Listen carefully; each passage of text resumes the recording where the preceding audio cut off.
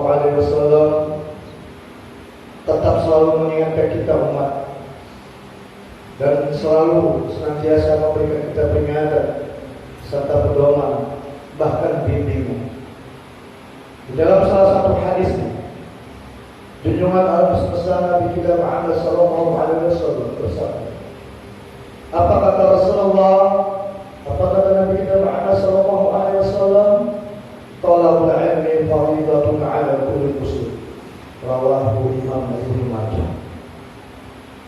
Maksudnya kata Nabi kita Muhammad Sallallahu Alaihi Wasallam, bermula menuntut ilmu adalah fardu ain bagi kaum muslim yang laki-laki dan kaum muslimah yang perempuan yang akil baligh serta berakal sehat. Ini hadis riwayat Imam Ibnu Majah.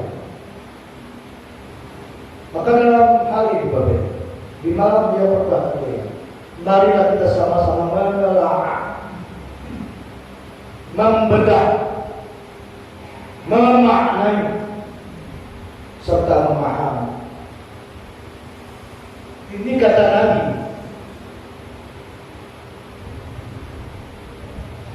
Kita Muhammad Sallallahu Alaihi Wasallam menuntut ilmu, kata Rasulullah. Kata Nabi kita Muhammad Sallallahu Alaihi Wasallam adalah merupakan kewajiban atas tiap diri kita yang laki-laki dan perempuan, yang pasti yang kita sudah muslim, Islam. Ini harus kita ketahui. Jadi menuntut ilmu itu adalah fardu ain. Ilmu yang mana? Tunggu dulu. Dan kita bahas ilmu yang mana? Karena ilmu ini banyak. Nah, sekarang kita bahas dan kita buka wajib atau fardu ain. Wajib atas setiap diri. Diri siapa? Diri yang mukallaf. Siapa yang dikatakan mukallaf? Yang sudah dewasa, yang sudah akil baligh, yang akalnya sampai. Akil itu akal, baligh itu sampai ke mana? Bisa membedakan ini hak, ini batil, baik dan benar, dan akalnya sehat. Ayo, maka wajiblah bagi kita. Tentu kita kembali, kita berakal sehat. Tentu kita kembali sudah sampai, sudah pemahaman membedakan yang buruk dan yang baik. Maka dihukumkan kata Rasulullah, wajib atas setiap diri. Wajib apa? Ain.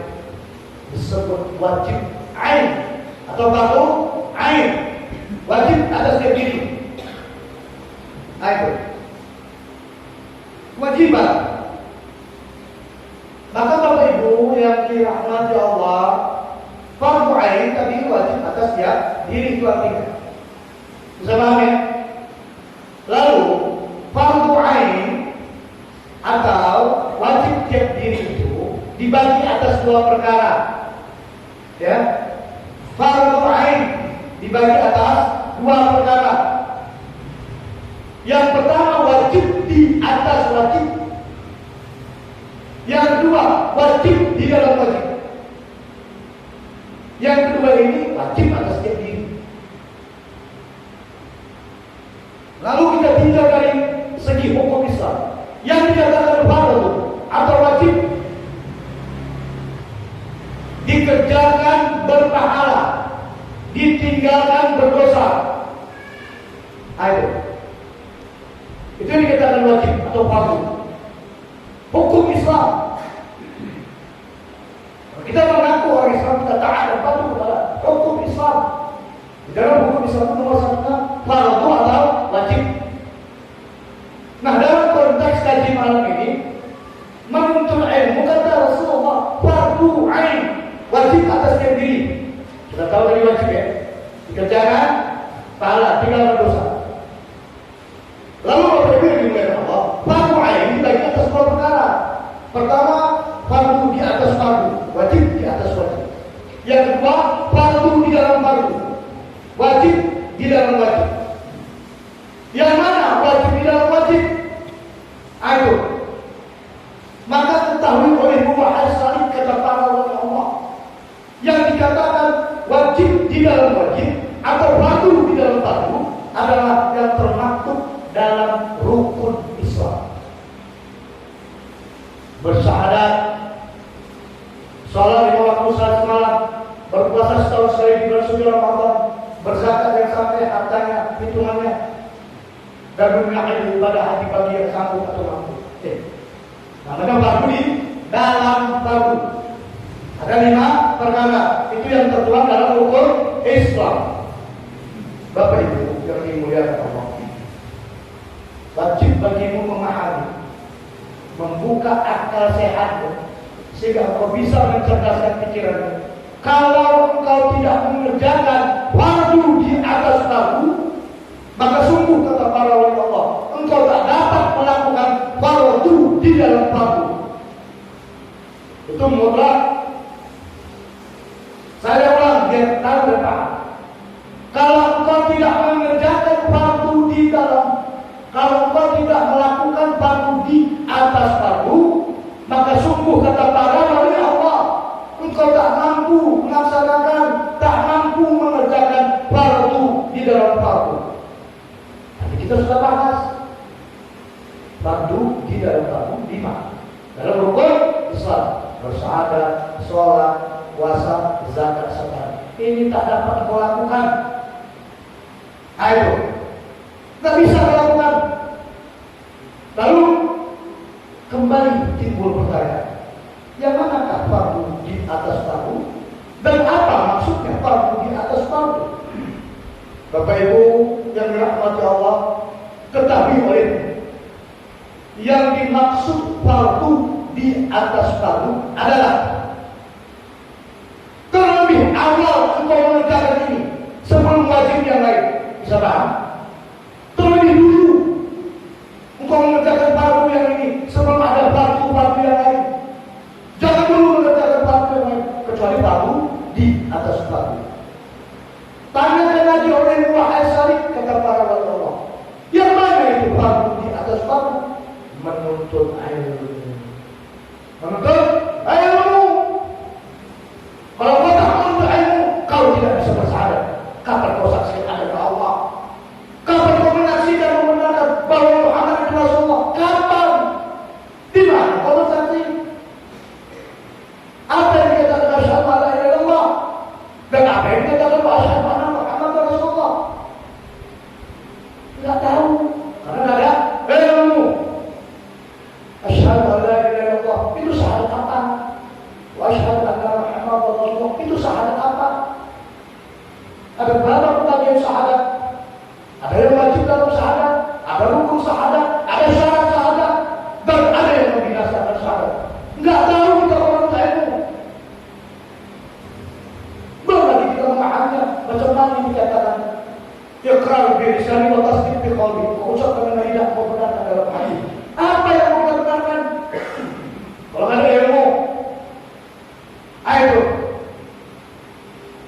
masuk lagi yang rukun Islam kedua, sholat. Nggak tahu kita sholat itu. Kalau kita mengerjakan syarat dan rukun, ada berapa syarat? Cuma itu yang tahu. Ada berapa rukun sholat? Cuma itu yang tahu. Tapi kemana tujuan? Maka kita bilang Bapak Ibu yang dirahmati Allah, tujuan sholat itu berdasarkan Al-Quran. Quran yang menunjukkan di mana tujuan sholat. Yang tertuang dalam Quran, surat Toha ayat 14. Apa kata Quran? Fa'budni wa aqimis sholata li dzikri. Maka sembahlah aku kata Allah dan tegakkan sholat. Ingat aku kata Allah. Kenapa kita mengingat kalau kita tidak ada ilmu tauhid atau ilmu usul untuk mengenal Allah itu? Kemarin kita juga 100% sama-sama saya tidak mengingat Allah. 100% saya percaya dan Bapak Ibu semua sudah sholat. Tapi kemana ingatan? Ini yang dimarah Allah. Ini yang disumpah Allah.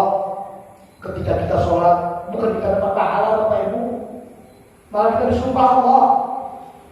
Itu kata Allah. Kalau tak percaya, pulang Al-Quran. Nah, belum kita beriman kepada kita kan? Yang tertuang dalam surat Al-Ma'un ayat 4 dan 5. Apa artinya? Fawailul lil musallin alladzina hum 'an salatihim sahun. Maka celaka kata Allah. Itu kan sumpah Allah. Caci maki Allah. Kepada siapa orang bersumpah? Kepada siapa Allah bersumpah? Kepada orang yang lalai sholat. Maka celakalah kata Allah bagi orang yang sholat, orang allazina hum 'an salatihim sahun. Mereka yang lalai dari sholat. Lalai dari bukan lalai dari waktu. Dari sholatnya. Itu kata Quran. Dan kita salahkan orang yang lalai dari waktu menerjemahkan ayat ini tidak apa. Itu ini ngomong. Allazina hum 'an salatihim sahun.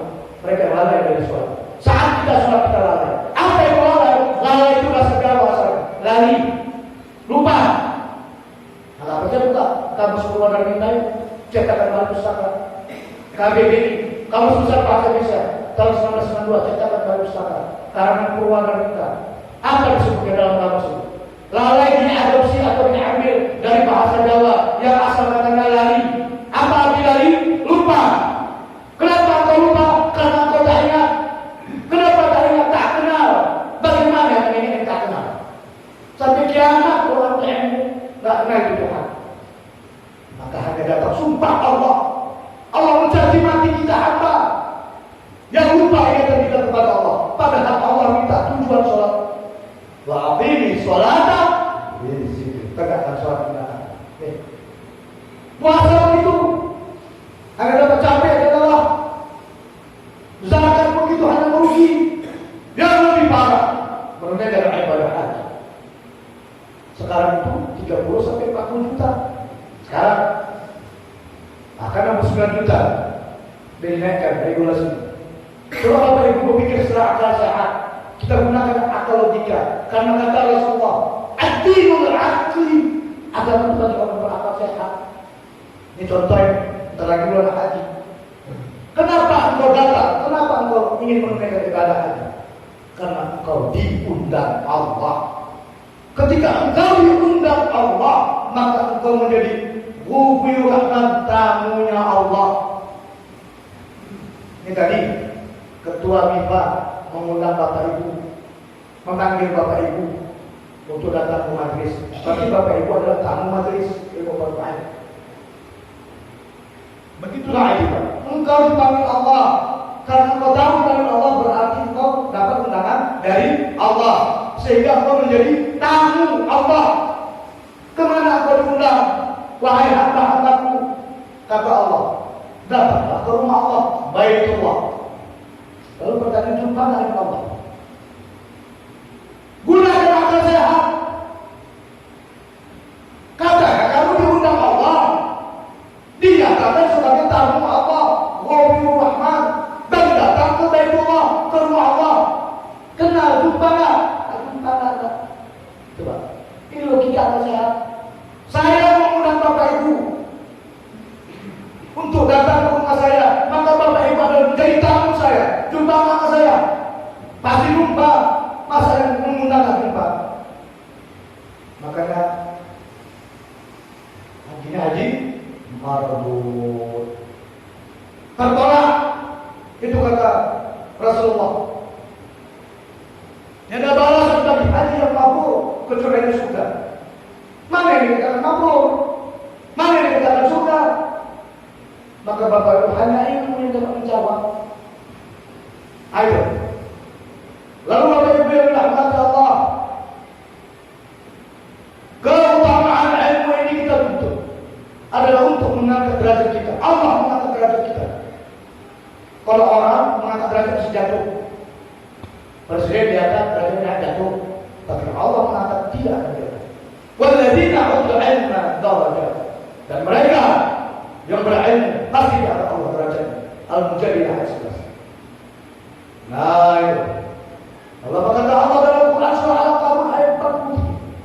Wa ma yaqiluha illa al-alim.